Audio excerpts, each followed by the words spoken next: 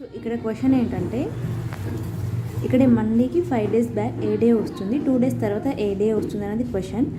So ఇక్కడ least number ఏంటంటే 2. So Monday తర్వాత 2 days డే ఏంటంటే Monday, Tuesday, Wednesday. So here answer is Wednesday.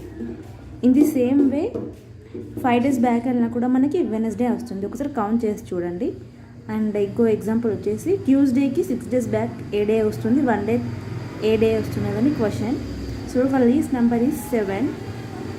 So Tuesday after day Wednesday. So answer is Wednesday. In case ట్యూస్డేకి 6 days back వెళ్ళినా కానీ వెనస్డేనే వస్తుంది answer. So ఇక్కడ ఏది సమ్ చేసినా 7 వస్తుందండి, 7 వస్తుంది. 6 + 1 7, 5 + 2 7, 4 + 3 7. అండ్ ఇక్కడ 5, 6 + 1 ఆల్సో 7. 7 అంటే ఒక వీక్లో 7 days ఉంటాయి కాబట్టి దీని యొక్క సమ్ అనేది 7. సో అందుకే మనము ఎప్పుడైనా లీస్ట్ నెంబర్ తీసుకోవాలి.